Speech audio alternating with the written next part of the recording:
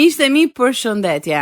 Nëse nëna do t'ju kishte lënë në duart e një të panjohuri kur ishit fëmijë, mbase do të kishit përfunduar çdo ditë duke pirë alkol, ashtu siç ndodhi edhe me personazhin e historisë sonë të sotme. Por alkooli nuk mundi të largonte dhimbjen që kishte në zemrën e saj. Një dhimbje që me kalimin e kohës u bë akoma edhe më fort dhe u zhduk vetëm në momentin kur zemra, mendja dhe jeta e saj u bën të lira nga prangat.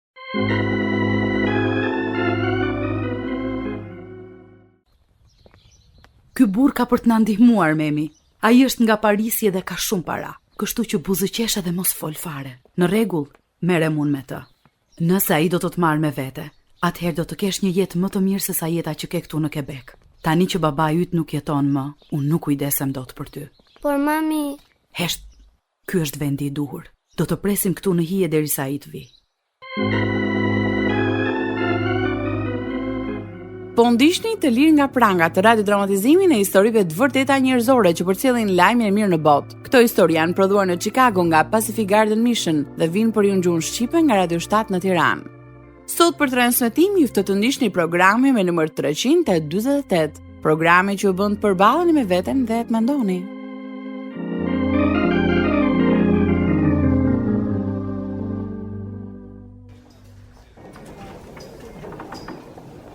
Natën e mirë Pierre dhe faleminderit për lojën. E kisha harruar fare se sa argëtues mund të jetë bixhozi kur bëhet fjalë për shifra të mëdha. Zoti... Po? Zoti Lëmeri? Po, më thoni.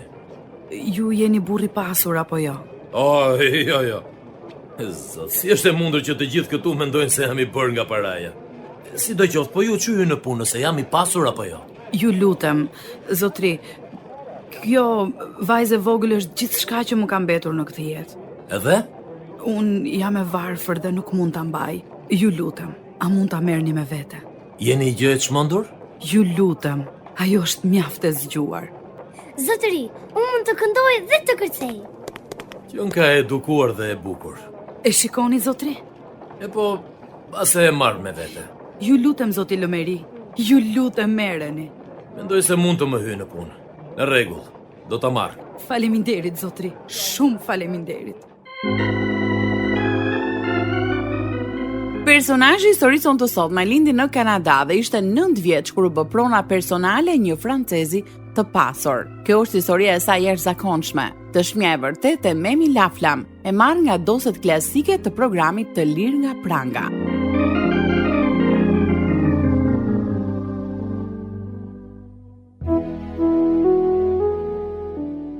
Francezi Louis Lemaire më mori në Francë, ku zotronte disa kazino dhe disa klube nate të lidhura me njëra tjetrën, pikërisht në Paris dhe Nantes. Kur mbërritëm në Paris, ai e dinte shumë mirë se si mund të më përdorte në qendrat që kishte. Duke qenë se kazino dhe kabaret hapeshin në mbrëmje, pas dite merreshi me sjelljen time. Ja, Memi, e kam porositur këtë karrige posaçërisht për ty, në mënyrë që kur të ulesh dhe të shpërndash letrat, të jesh në të njëjtën lartësi me lojtarët. Më ndihmoni pak, zoti Lëmeri. Mos më quaj zotëri. Më thërrit Luis. Luis? Kjo do t'i bëj për të qeshur lojtarët. Dhe kur ata qeshin nuk e vrasin mendjen kur humbasin. Ja, kështu. Më pëlqen të jem këtu lart. Shumë mirë. Tani do të mësoj se si ti shpërndash letrat. Provoje ti tani, Memi. Oh, jo, më vjen keq. Si era e parë që ishte e bërë mirë. Provoje prap.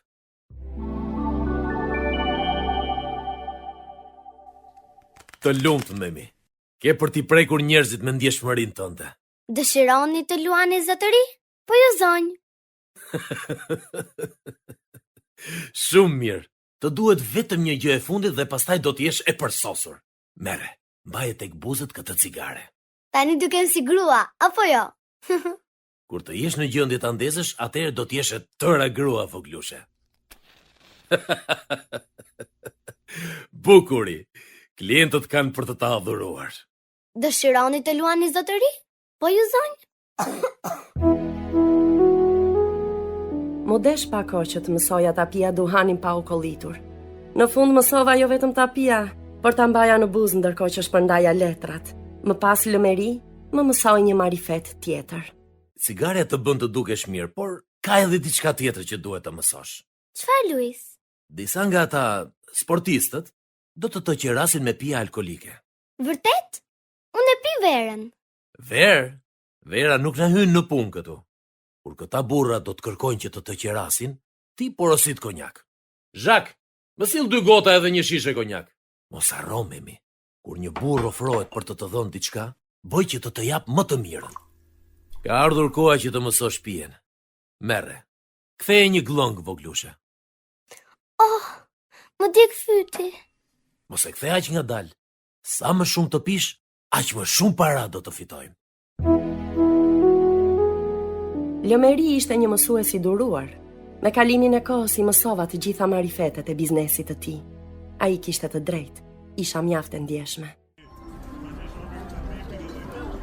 Memi po më lë pa kokër leku në xhep.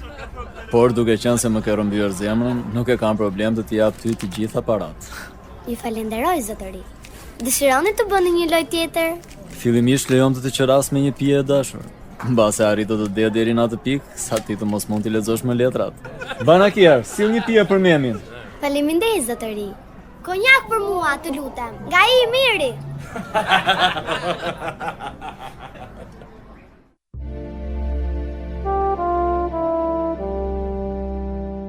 E tillë ishte jeta me Lëmerin. Duke mësuar muzikën që pëlqej në vende të tilla të Parisit mbrëmjeve, aftësia ime për të kënduar u përmirësua. Kur u rrita, mësova të kërceja, duke përdorur edhe rashk, diçka e modës në atë kohë. Duke qenë se unë isha e famshme, mendoja se të gjithë kështu jetonin. Por kur mbusha 15 vjeçe, Lëmeri kishte plane të tjera për mua. Memi, ka ardhur koha që të martohesh. Të martohem? Po me kë? E mban mend ato burrin me të cilin po bisedoja mbrëm pasi e mbyllëm kazinon? Me ata? Po ai është i madh në moshë dhe mund të jetë babai im. Jo, ajo është mosha e dur për një bashkëshort. Unë dhe ai bëm një marrëveshje. Ti do të bëhesh gruaja e tij, Memi.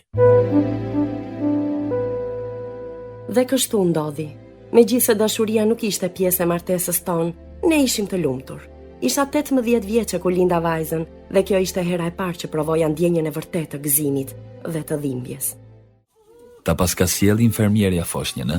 A nuk është e mrekullueshme, doktor? Kjo është sonja ime e vogël. Është me të vërtetë e bukur. Por kam një lajm të keq për ty. Çfarë lajmi? Ka të bëjë me këmbët e Sonjas. Kam frikë se ajo nuk ka për të qenë në gjendje të ecë. Jo, kjo nuk është e vërtetë. Më vjen shumë keq. Vetëm kaq mund të them. Por ajo është kaq e bukur. E di. Përse ndodhi kjo? Vetëm Zoti e di, zonjë. Këto gjëra janë në duart e tij. Kush mund ta njohë mendjen e Zotit të mirë? Mos më fol më për Zotin e mirë. Nëse ai e ka katandisur vajzën time në këtë gjendje, atëherë nuk dua të kem fare të bëj me të. E urrej. Më dëgjove? Nuk dua ta dëgjoj më emrin e tij të përmendet. Nga ajo kohë tutje isha e zemëruar me Perëndin. Dhe më pas im shoq vdiq duke më lënë të vetme me vajzën. Dhimbja ishte më e fortë se kurrë, dhe kështu fillova të jetoja duke ndjer keqardhje për veten, por keqardhja të shkatron. Gjërat u përkeqësuan edhe më. Fillova të pija më shumë alkol, aq sa nuk më mbanin këmbët. Përveç konjakut, po ashtu pija birrë dhe verë. Më pas fillova të pija drog, kodein dhe morfin, kur kisha mundësi. E pira apo esëll, e droguar apo jo, e urreja emrin e Perëndis. Mami, ti je? Po e dashur, unë jam. Sa mirë që erdhe. Ndihem shumë e vetmuar kur ti nuk je në shtëpi. Zemra ime. Të kam sjell briosh, prosciutto dhe disa fruta. Faleminderit. Do t'isha kthyer më herët, po më dolën përpara disa amerikanë të çmendur.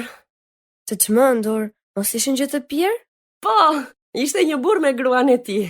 Ajo përpoq të më merrte me forcë, por e godita me shishe vere në kokë. Po gruaja e tij ju ndoqi? As pak, ajo madje ishte mirënjohëse që e godita. Më pas e mori për ta çuar në hotel. Kjo nuk është hera e parë që përballesh me njerëz të tillë. Dhe as e fundit nuk është. Kuj dihet, kam dëgjuar ratin gjithë ditën dhe njerëzit mendojnë se gjermanët po përgatiten sërish për të filluar luftën. Në fakt, çfarë nuk pret nga Hitleri? O, mami, shpresoj që ne të mos kemi luftë. Edhe unë atë shpresoj, por nuk është në dorën tonë, bi. Mbase Perëndia do të ndërhyj dhe nuk do të lejoj që lufta të fillojë.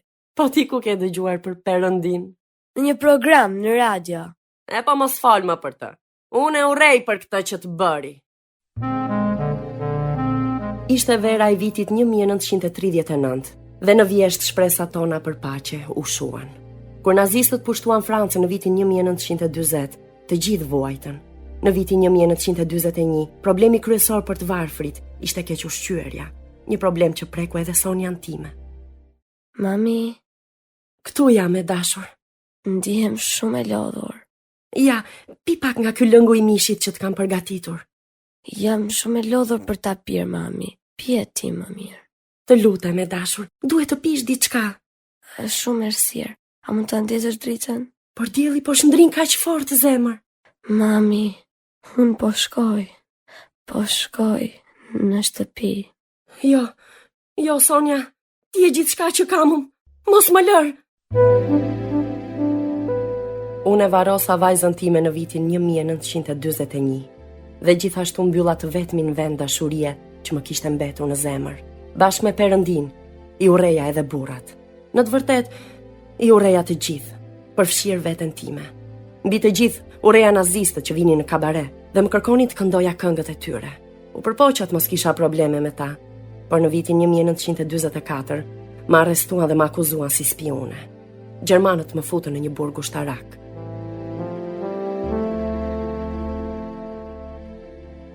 Në vitin 1944, kur isha në burg, amerikanët erdhën në Paris dhe e çliruan qytetin.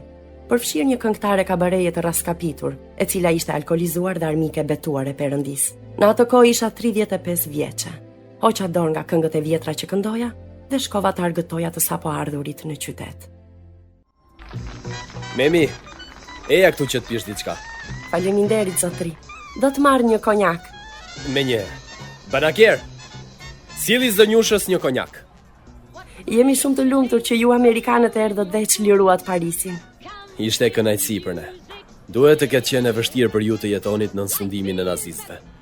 Ashtu është. Nuk e imagjinoni dot sa mizor ishim. Memi, përse nuk vjen me mua në Shtetet e Bashkuara të Amerikës? Edhe atje do të kishe një jetë të mirë. Kështu mendon? Jam i bindur që po. Shiko si sillen burrat me ty. I dashur, ata ashtu sillen për të gjitha gratë. Jo kështu. Me ty janë ndryshe. Eja me mua. Edhe mund të vi. Fundja këtu nuk më ka mbetur asgjë.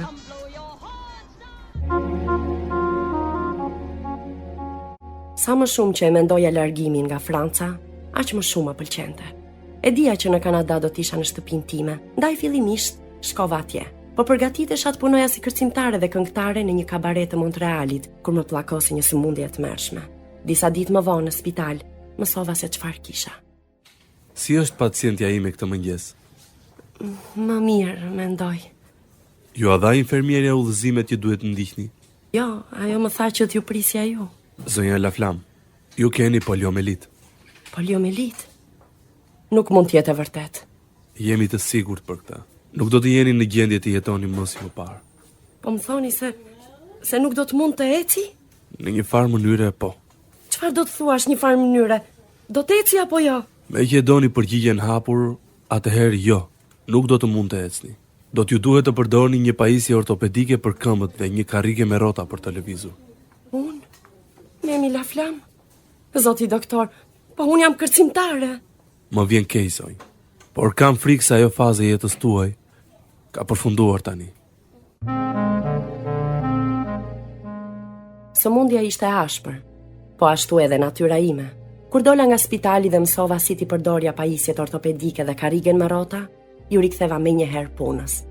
Gjatë ditës punoja në një robaqepsi, por çdo natë nga ora 10 deri në 4:30 të mëngjesit punoja në një kazino.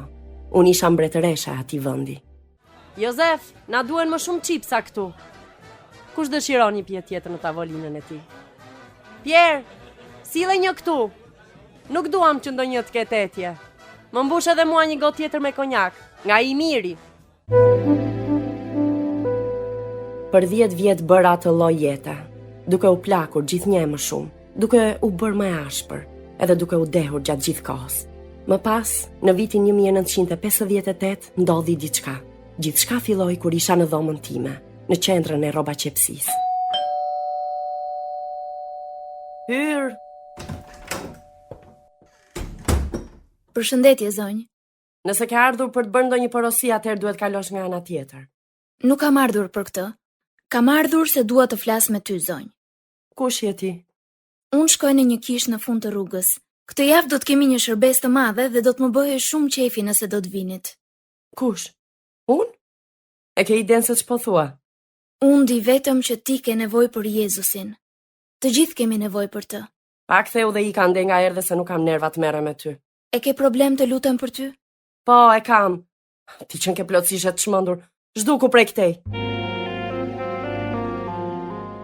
Ajo ishte hera e parë që e takova atë grua.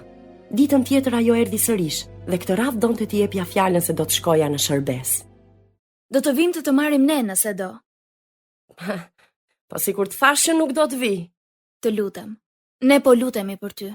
Predikuesi i kishës dëshiron që të vish. Faleminderit, por jo. Megjithatë, merri këto paratë dhe i jepja predikuesit. Nuk është e nevojshme, zonjë. Thjesht jepja. Tani ditën e mirë. Edhe mos më mërzit më. Ajo erdhi prap. Ditën e tretë erdhi me një ftesë personale nga predikuesi. Qesha me të madhe dhe e konsiderova marrëzi ftesën. Por atë natë, kur isha vetëm në shtëpi, fillova të pija pak më shumë se zakonisht dhe në mendje më erdhi një ide e çuditshme, një mënyrë se si ata të më linin të qetë.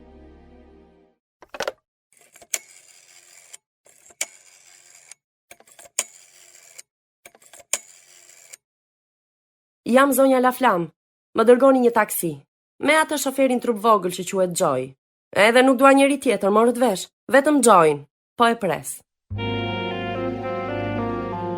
Ai më çoi në kishë dhe donte që të më priste derisa të dilja, por i thash që të mos shqetësohej fare për këtë. Kisha shkuar atje për t'ju treguar vendin të gjithë atyre besimtarëve të marr. Hyra me karrigen time me rrota përmes dyerve të mëdha të kishës dhe e gjeta veten duke dalë përpara. Për disa sekonda nuk dija çfarë të bëja dhe më pas folsi ndaloi. Motra që sapo hyri, dëshiron të lutemi për ty? Për mua, jeni çmendur gjë. Ne duam të ndihmojmë, nëse mundemi. Dikush ta ndihmoj zonjën. Jemi shumë të gëzuar që erdhët, zonjë. Jemi lutur për ju. Më lejo të ndihmoj. Në të gjithë jetën time, askush nuk ishte ofruar që të më ndihmonte. Unë kisha shkuar në atë kishë për t'u tallur me ata njerëz, me ata besimtar. Por në një moment e lëviza karrigen drejt altarit dhe fola. Po, kam nevojë të më ndihmoni. Lutuni për mua, ju përgjërohem, lutuni për mua. Atë Perëndi, ti i di nevojat që ka kjo grua. Zot, dëgjoj lutjet tona. Mbuloj ata me hirin tënd. Ti nuk dëshiron që ndonjë të humbas, por do që të gjithë të vinë në pendim. Preke zemrën e saj, Zot. Gjallëroje me frymën tënde në mënyrë që të njohë ty në të gjithë lavdin tënde dhe të pendohet për mëkatet. Lutem që ta pranoj Jezu Krishtin si shpëtimtarin e saj. Në emrin e tij lutemi. Amen.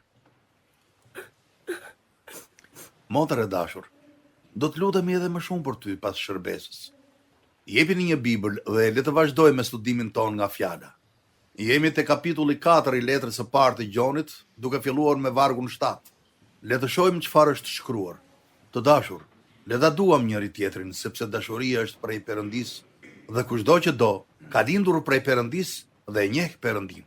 Ai që nuk ka dashuri, nuk e ka njohur Perëndin, sepse Perëndia është dashuri. Në këtë është shfaqur dashuria e Perëndisë ndaj nesh. Sepse Perëndia dërgoi birin e tij të vetëm lindur në botë, që ne të rrojmë përmes tij. Në këtë është dashuria. Jo se ne e deshëm Perëndin, por që ai na deshi ne dhe dërgoi birin e tij si shlyerje për mëkatet tona. Miqtë e mi, Jezusi nuk erdhi në botë për të na dënuar. Ai erdhi për të shpëtuar mëkatarët, dhe ne të gjithë kemi mëkatuar. Unë, ju, të gjithë. Bibla thot se nuk ka asnjë të drejtë, as edhe një. Po ashtu thot se paga e mëkatit është vdekja. Por dhurata e Perëndisë është jeta e përjetshme nëpërmjet Jezus Krishtit, Zotit ton. Ai pagoi për ne në kryq. Bibla thot, sepse atë që nuk njihte mëkat, e bëri mëkat për ne, që ne të bëhemi drejtësia e Perëndisë në të.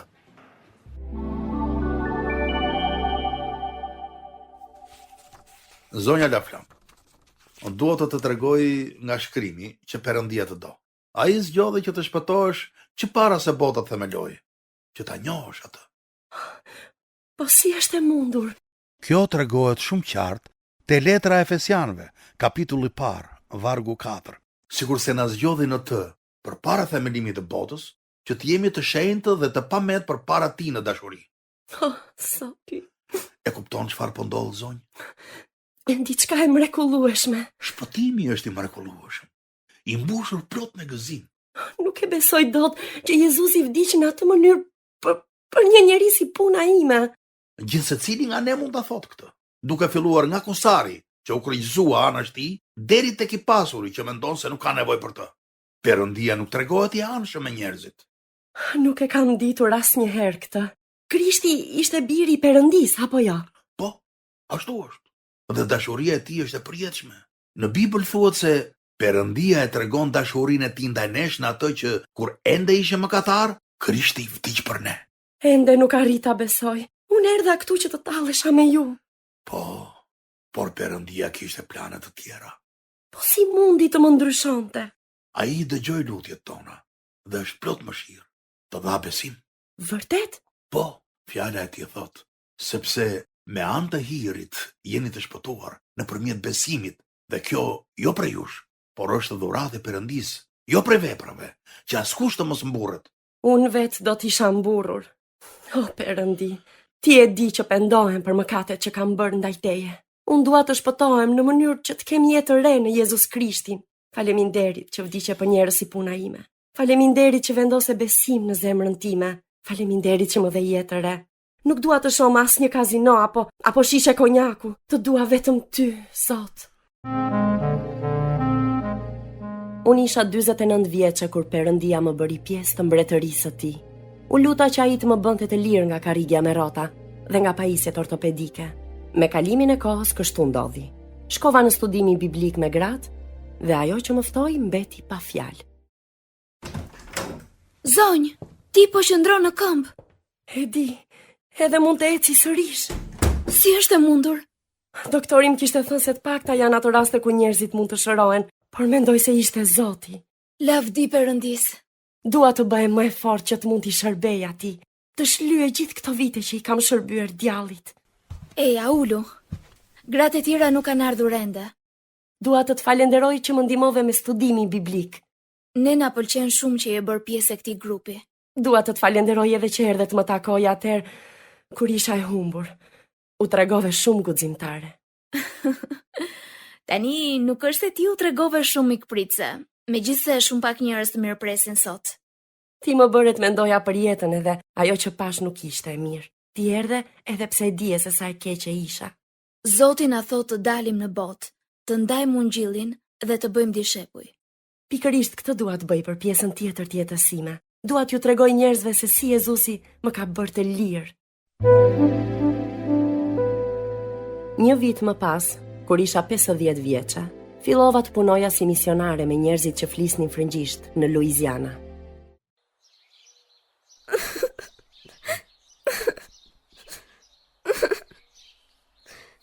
Përse qane, dashur? Kush je ti? Unë quhem Memi La Flam, po ti si quhesh? Quhem Violeta. Kam ardhur të flas për dikë që do të t'i thaj lotët. E si mund të mi fshi lotët kur unë urrej jetën time?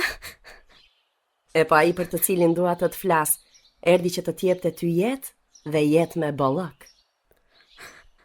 Atëherë kush është ky dikushi? Se unë vetëm ty të shoh. Ti nuk mund ta shohësh atë, por ai të sheh ty gjatë gjithë kohës. Mos më thuaj që po flet për Perëndin. Po të flas për Zotin Jezus Krisht. Unë di gjithçka për të. Vërtet? E di ti që ai vdiq për mëkatet e tua dhe që u ringjall për të dhënë fitore mbi mëkatin dhe vdekjen? Ma fitoria më duhet tani dhe këtu. E di. Po ti nga e di, unë nuk të kam parë asnjëherë. Ndërsa unë e dashur, kam parë më shumë se ti në këtë jetë. Të gjithë vuajnë nga mëkati. Mëkati? Mendon se nuk jemi mëkatar, apo ja? Bibla thot se të gjithë kanë mëkatuar dhe nuk e arrin lavdinë e Perëndis. Por Perëndia e tregoi dashurinë e tij ndaj nesh në atë që kur ende ishim mëkatar, Krishti vdiq për ne. Nga vjen ti një herë? Nga Kanadaja dhe po ashtu nga Franca. Dhe çfarë bën këtu? Kam ardhur të të flas për Jezusin, se sa shumë të do. Mua nuk më do askush, madje as nëna ime. Nuk mendoj se nuk të do. Ti nuk e njeh atë, ajo nuk më lë të bëj asgjë. Mbase po përpiqet të të mbroj. E ku ti gjë ti? Unë di vetëm që kisha nevojë që Jezus Krishti të më ndihmonte. Po ashtu edhe nëna ime. Kur isha 9 vjeç ajo më la në duart e një të panjohuri nga Franca. Nëna jote nuk e ka bërë këtë, apo jo? Të la në duart e një të huaj? Si mund ti ta bënte këtë? Ishte e dëshpëruar. Nuk e njinte Zotin edhe nuk besonte tek ai. Duhet të ketë qenë shumë e vështirë për ty. Si thua sikur të më çosh tek nëna jote që ta takojmë. Kështu mund t'i flasim edhe asaj për Jezusin.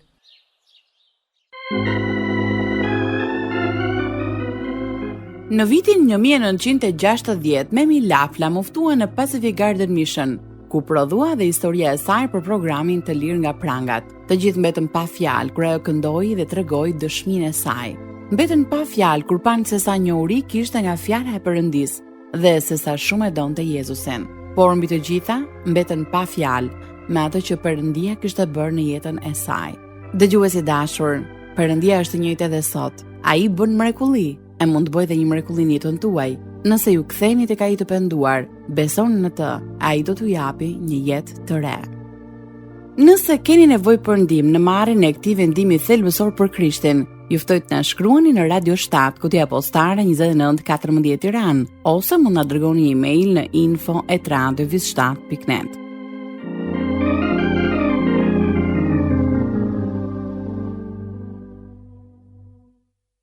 Ndoqët programi me numër 348. Kjo ishte historia e vërtetë e Memi Lafla, Të lirë nga prangat, të prodhuar nga Pacific Garden Mission dhe u soll për ju në gjuhën shqipe nga Radio 7 në Tiranë, për të treguar nëpërmjet historive të vërteta se nëse jeta juaj është bosh, ajo mund të mbushet derisa të derdhet. Do të ishte e kënaqësi të dëgjonim se si ka ndikuar këto programe në jetën tuaj. Ndaj mos harroni të na shkruani. Deri herë në ardhshme bashkë, miru dëgjofshi.